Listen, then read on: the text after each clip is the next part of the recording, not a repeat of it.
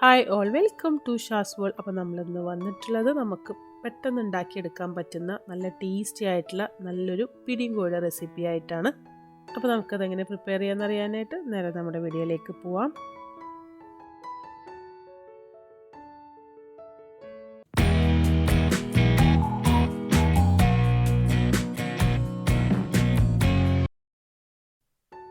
അപ്പോൾ ഞാനിവിടെ 2 കപ്പ് അരിപ്പൊടി എടുത്തിട്ടുണ്ട്. നമ്മൾ സാധാരണ പത്തരിക്കൊക്കെ എടുക്കുന്ന അരിപ്പൊടി ഉണ്ടല്ലോ, ആ ഒരു അരിപ്പൊടി തന്നെ എടുത്തിട്ടുള്ളത്.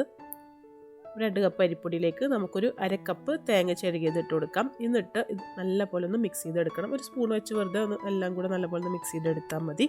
അപ്പോൾ ഇനി ഇതോടെ ഇരിക്കട്ടെ. നമുക്കിനിപ്പോൾ ഒരു അരപ്പ് തയ്യാറാക്കി എടുക്കണം. അപ്പോൾ ഞാനിപ്പോൾ ഏകദേശം ഒരു 1/2 കപ്പോളം തേങ്ങ ചിരവിയത്, ഒരു 1.5 ടീസ്പൂൺ നല്ല ജീരകം, ഒരു 6-7 ചെറിയുള്ളി, 2 വലിയ വെളുത്തുള്ളി എല്ലാം എടുത്തിട്ടുണ്ട്. ഇനി ഇതെല്ലാം കൂടെ നമുക്ക് ഒരു ഗ്രൈൻഡറിലേക്ക് ഇട്ട് കൊടുക്കാം. ഇതൊന്ന് ചതച്ചെടുക്കണം. നല്ലപോലെ അരച്ചെടുക്കേണ്ട ആവശ്യമില്ല, ഒന്ന് ചെറുതായിട്ടൊന്ന് ചതച്ചെടുത്താൽ മതി. അപ്പോൾ അതൊന്ന് ചതച്ചെടുക്കട്ടെ. ഇനിയിപ്പോൾ ഞാനിവിടെ കുറച്ച് അധികം വെള്ളം ഒന്ന് ചൂടാക്കാനായിട്ട് വെച്ചിട്ടുണ്ട്. ഇതിപ്പോൾ ഏകദേശം ഒരു 7 മുതൽ 8 കപ്പോളം വെള്ളം ഉണ്ടായിരിക്കും. ഇതിലേക്ക് നമ്മൾ ചതച്ച് വെച്ചിട്ടുള്ള ഈ ഒരു മിക്സ് ഇട്ട് കൊടുക്കുകയാണ്. ഇത് നല്ല പോലെ ഒന്ന് തിളച്ച് വരണം. അപ്പോൾ നമ്മൾ ഇതുവരെ ഉപ്പിട്ടിട്ടുണ്ടായിരുന്നില്ല. അപ്പോൾ ഈ ഒരു സമയത്ത് തന്നെ ഈ ഒരു വെള്ളത്തിലേക്ക് കുറച്ച് ഉപ്പും കൂടെ ഇട്ട് കൊടുക്കാം. നല്ലപോലെ തിളച്ച് വരട്ടെ. അപ്പോൾ നമുക്ക് ഈ വെള്ളത്തിലാണ് നമ്മൾ ആ പൊടി ഒന്ന് വാട്ടിയെടുക്കുന്നത്. അപ്പോൾ അതുകൊണ്ട് തന്നെ നല്ലപോലെ തിളക്കണം. നല്ലപോലെ തിളച്ചതിന് ശേഷം മാത്രമേ നമുക്ക് ഈ വെള്ളത്തിൽ വാട്ടിയെടുക്കാൻ പറ്റുള്ളൂ.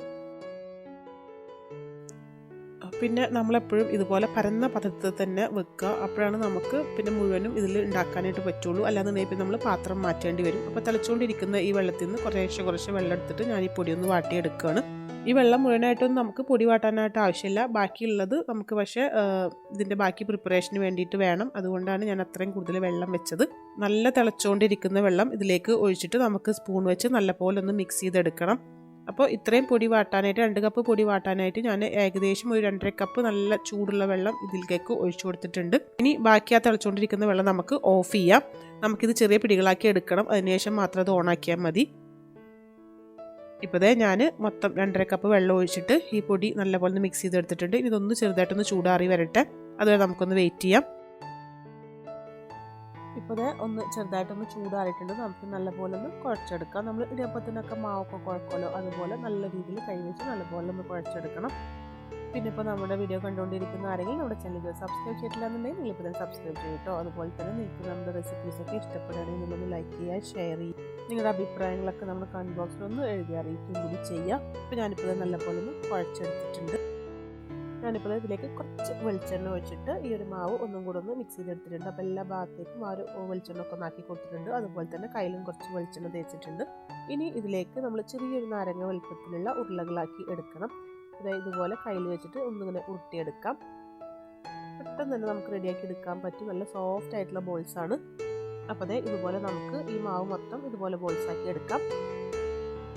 ഞാനിപ്പോൾ മൊത്തം ഇതുപോലെ ഇങ്ങനെ ബോൾസാക്കി എടുത്തിട്ടുണ്ട്. ഇടയ്ക്ക് കയ്യിലൊന്ന് വെളിച്ചെണ്ണ തടവി കൊടുത്താൽ മതി. പെട്ടെന്ന് നമുക്ക് ഇതുപോലെ ബോൾസാക്കി എടുക്കാൻ പറ്റും. അതുപോലെ ഒട്ടി പിടിക്കൊന്നുമില്ല. അപ്പോൾ നമ്മൾ നേരത്തെ വെച്ചിട്ടുള്ള ആ വെള്ളം നല്ലപോലെ വീണ്ടും തിളച്ച് വരുന്നുണ്ട്. നല്ലപോലെ തിളച്ച് വന്നതിന് ശേഷം മാത്രം നമുക്ക് ഈ ബോൾസ് ഓരോന്നോരോന്നായിട്ട് ഇട്ട് കൊടുക്കണം.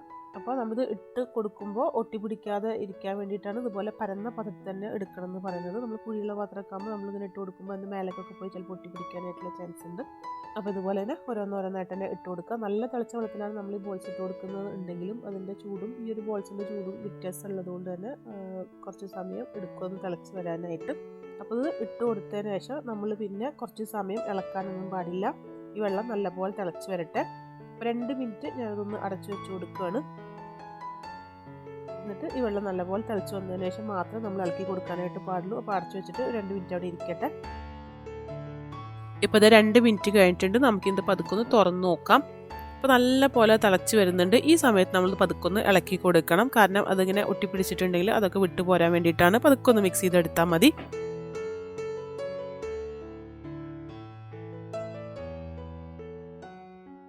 ഇനിയിപ്പോൾ ഞാനിതിലേക്ക് ഒരു 2 ടേബിൾ സ്പൂൺ അരിപ്പൊടി കുറച്ച് വെള്ളത്തിലൊന്ന് കട്ടല്ലാതെ ഒന്ന് മിക്സ് ചെയ്തെടുത്തിട്ടുണ്ട്. അതിലേക്ക് ഒഴിച്ചു കൊടുക്കുകയാണ്.